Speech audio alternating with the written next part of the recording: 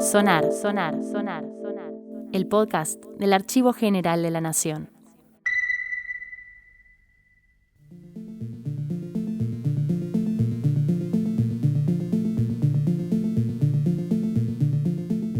Bienvenidos al cuarto episodio de Sonar, el podcast del Archivo General de la Nación.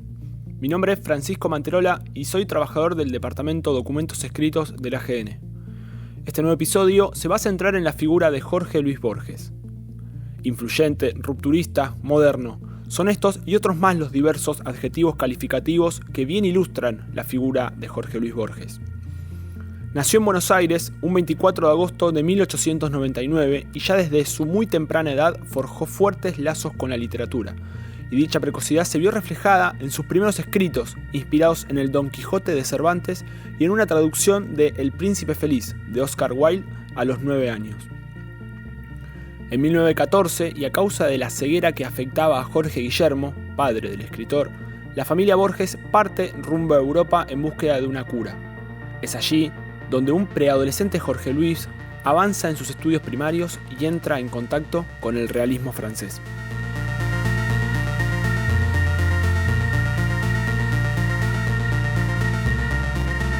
Es en España donde, a sus 20 años, se vuelve partícipe del movimiento ultraísta, al punto de escribir un manifiesto para la revista Ultra en 1921.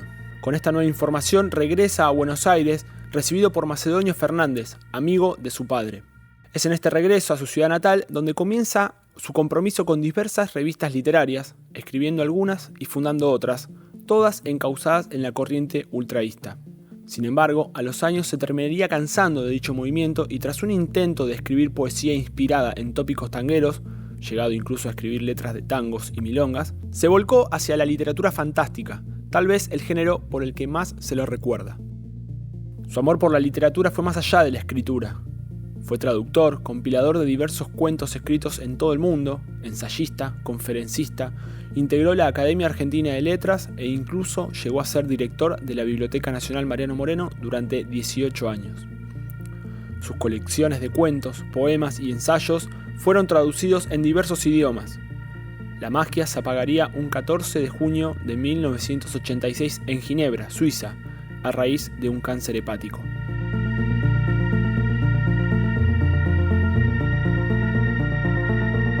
Desde mediados de la década del 50, la ceguera heredada por parte de su padre comenzó a afectar su vida. Un médico le prohibió leer y escribir, lo cual lo obligó a cambiar de hábitos en lo que su lectura y trabajo refiere. Entre junio y agosto del año 1977, Borges dio 7 conferencias en el Teatro Coliseo, donde en cada una de ellas abordó distintas temáticas. El 3 de agosto ocurrió el último de los encuentros titulado La ceguera, y es de este encuentro de donde surge el audio que escucharemos a continuación.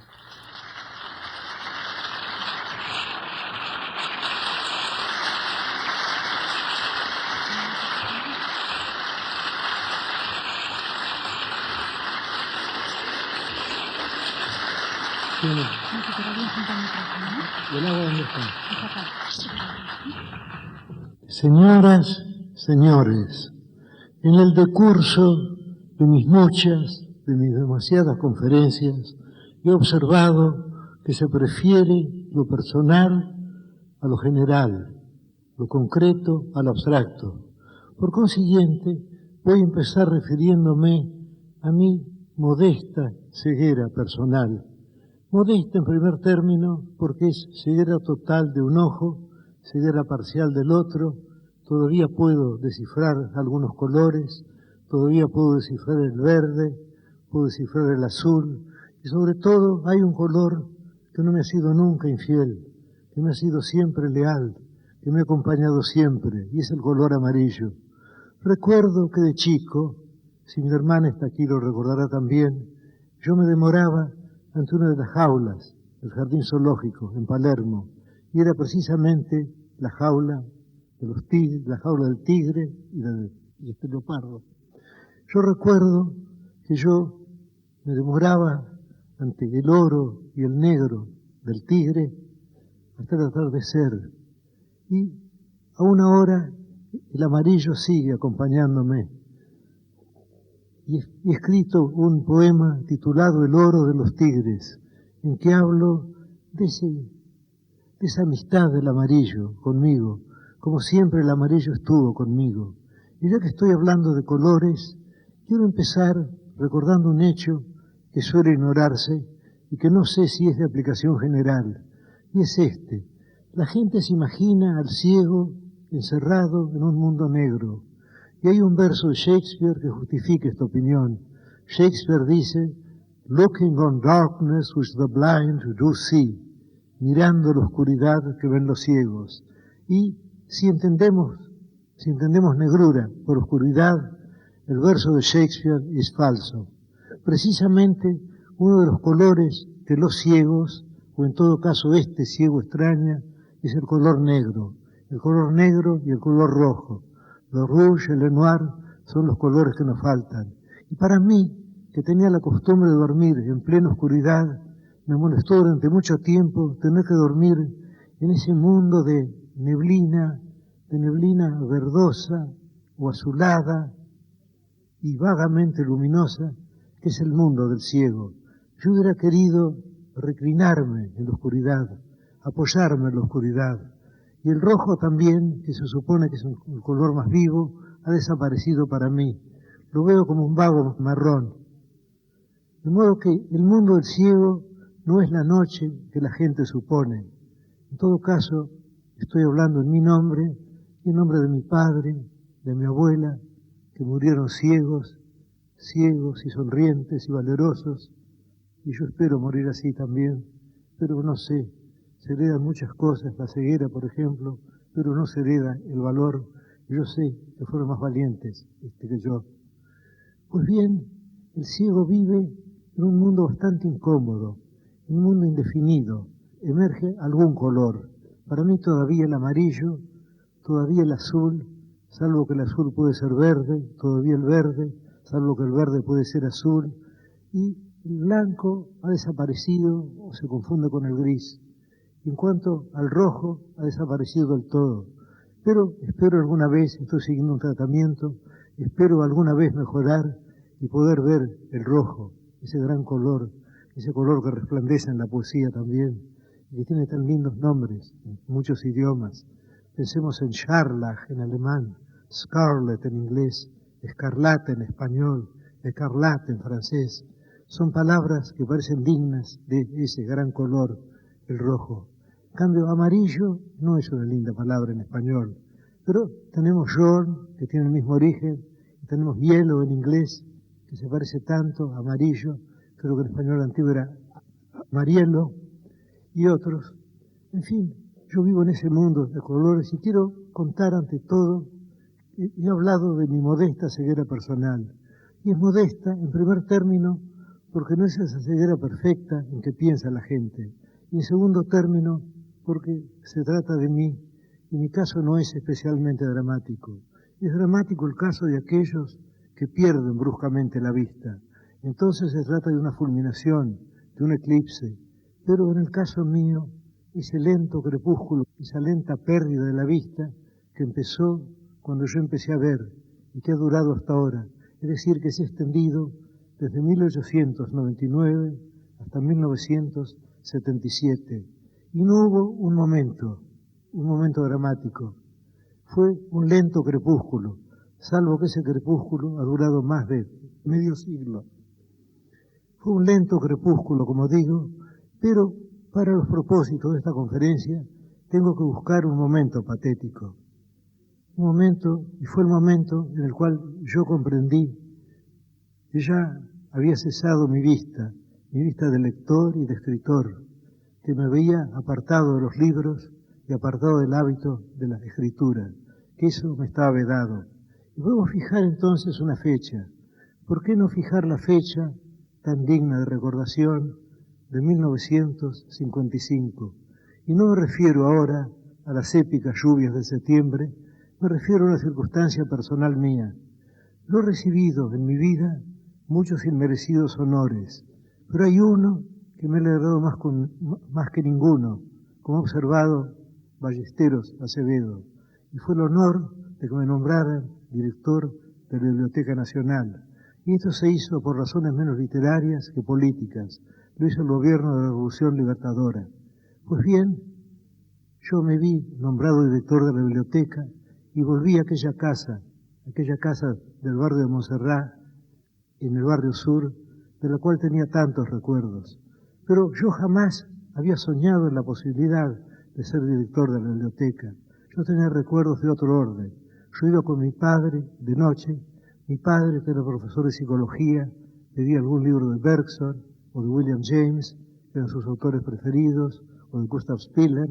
Y yo, demasiado tímido para pedir un libro, yo buscaba algún volumen de la Enciclopedia Británica o de las enciclopedias alemanas de Brockhaus o de Mayer, el Konversationslexikon, creo que se llama en alemán. Buscaba un volumen al azar, lo sacaba de los anaqueles laterales y lo leía. Y recuerdo una noche en que me vi muy recompensado, porque leí 3 artículos sobre Dryden, sobre los druidas y sobre los drusos. Un regalo de la letra DR. Y otras noches fui menos afortunado. Y yo sabía además que en esa casa estaba Grusac. Yo hubiera podido conocerlo personalmente, pero yo ya era entonces, puedo decirlo, muy tímido, casi tan tímido como ahora, salvo que entonces yo creía que la timidez era muy importante. Y ahora sé que la timidez es uno de los males que uno tiene que tratar de sobrellevar y que realmente ser muy tímido no es importante, como tantas otras cosas en la vida a las cuales uno les otorga una importancia exagerada. Pues bien, yo iba con mi padre, leíamos allí, y luego recibí el nombramiento de director de la biblioteca.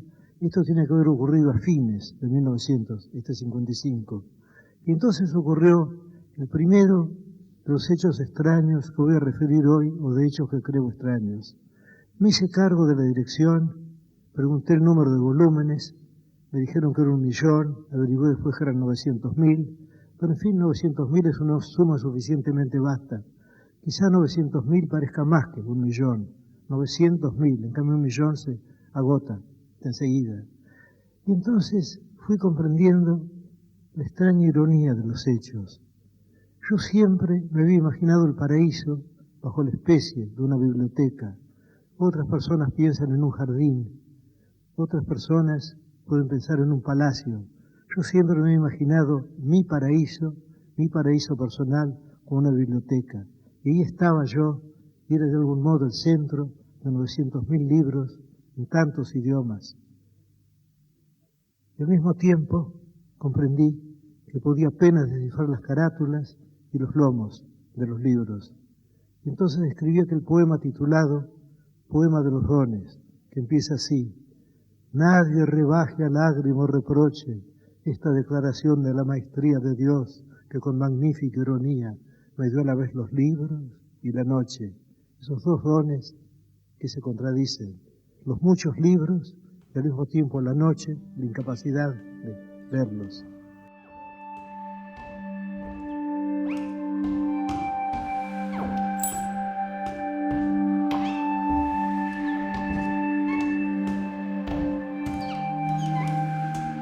La influencia de Borges fue más allá del género literario. Su diversidad de temáticas fue, por momentos, adelantada en el tiempo y se puede observar en distintas expresiones culturales. Y si bien nunca alcanzó el Premio Nobel de Literatura, su obra y figura fue premiada en diversas partes del mundo, reconocido tanto por importantes academias literarias como por diversas entidades y gobiernos. El audio corresponde al cassette número 161, lados 1 y 2, del Fondo Acervo Gráfico, Audiovisual y Sonoro, colección del Archivo General de la Nación. Quienes quieran conocer más sobre el acervo sonoro del Archivo General de la Nación, los y las invitamos a visitar la nueva plataforma que se lanzó con motivo del Bicentenario, agnbicentenario.mininterior.gov.ar. Nos escuchamos la semana que viene.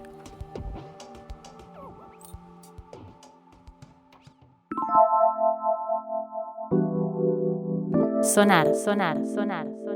El podcast del Archivo General de la Nación.